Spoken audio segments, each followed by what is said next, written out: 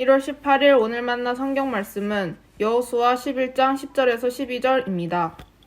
그때 여호수아는 돌아서서 하솔을 점령하고 그 왕을 칼로 쳤다. 그때만 하여도 하솔은 이들 왕국들 가운데에서 가장 강한 나라였다. 그 하솔성 안에 있는 모든 사람을 전멸시켜서 바치는 희생제물로 삼아 칼로 쳤고 호흡이 있는 사람은 하나도 남겨두지 않았으며 그 성은 불질렀다. 여호수아는 이 모든 왕의 도성을 점령하고 그 왕들을 모두 잡아 칼로 쳐서 주님의 종 모세의 명령을 따라 그들을 전멸시켜서 희생제물로 바쳤다. 아멘. 오늘 만나로 만나주시는 하나님을 기대합니다.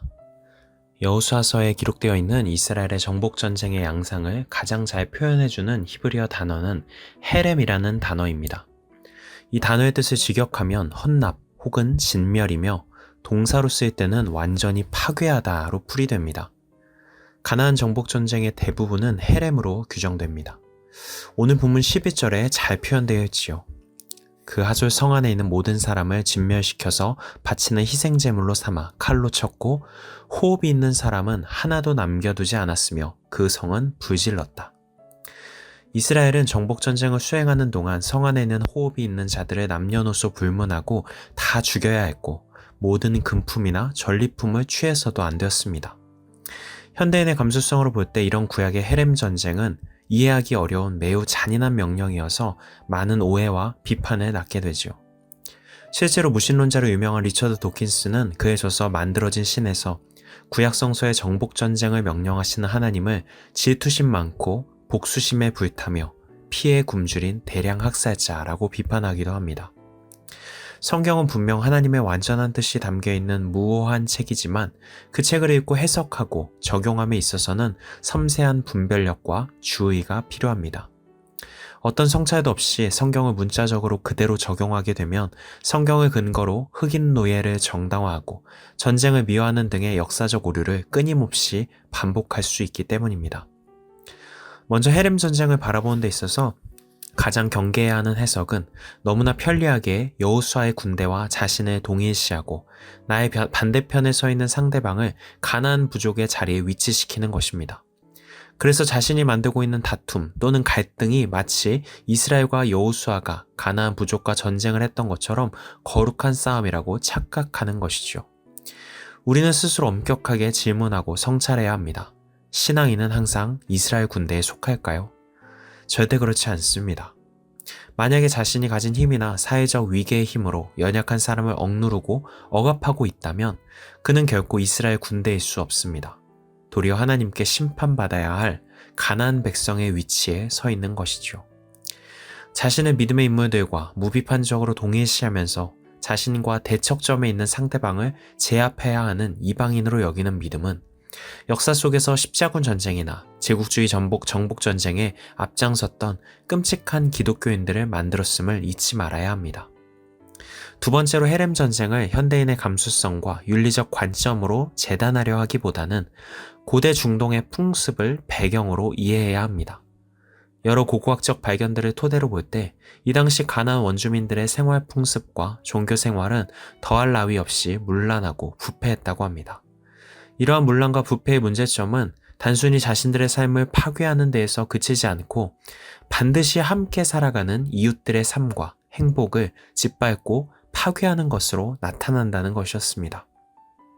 그렇게 가나안 원주민들에 대한 진멸 명령은 폭력과 전쟁의 서사가 아니라 이웃을 짓밟고 파괴하는 폭력에 진노하시는 하나님, 그 악을 미워하시며 심판하시는 하나님의 본질이 드러나는 이야기로 보아야 합니다. 진멸 명령은 이방 민족에 대한 적대감을 강조하는 것이 아니라 악과의 싸움, 악과의 단절에 모든 강조를 두고 있는 명령입니다. 그때나 지금이나 사람을 억압하고 억누르며 파괴하는 죄와 폭력의 문화를 바라볼 때 하나님은 진노하시며 결국 심판하신다는 것이죠. 저는 성숙한 신앙인이라면 정복전쟁의 기록을 보면서 적용의 방향을 무비판적으로 나와 뜻이 다른 타자, 나의 원수 관계에 있는 타인에게 두는 것을 경계해야 한다고 생각합니다. 보다 건강한 해석과 적용은 내 안에 숨쉬듯 올라오는 내 안의 교만함과 욕망, 끝없는 음란함, 타인에 대한 무분별한 분노와 폭력성을 향해야 하는 것이지 않을까요? 죄악과 음란함, 폭력을 상징했던 가나안 부족을 향한 정복 전쟁의 기록을 오늘날 우리 내면의 악을 향한 정복의 서사로 다시 재해석할 때 우리의 존재와 걸음이 하나님과 세상 앞에 부끄러움 없는 신앙인의 모습으로 서게 되지 않을까 생각해 봅니다. 끝으로 오늘 나눈 말씀과 맞닿아 있는 미즈노 겐조의 기도문을 여러분과 나누고 싶습니다. 하나님 안에서 살아있는 것임에도 자기 홀로 살아있다고 생각하는 마음을 부수소서.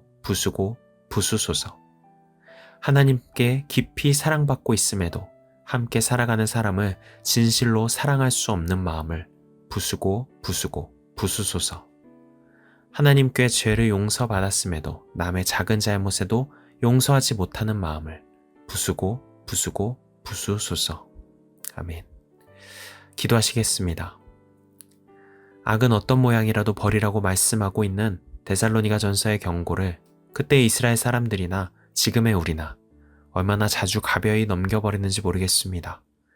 오늘의 말씀을 적용해야 할 대상과 상황을 지혜롭게 분별할 수 있게 하시고 포기하지 않고 폭력과 억압에 저항하며 싸워나갈 수 있는 용기 또한 허락하여 주시옵소서.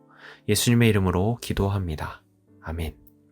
이제 두 가지 기도 제목으로 함께 기도합니다. 첫 번째로 오늘의 말씀에 따라 기도하겠습니다.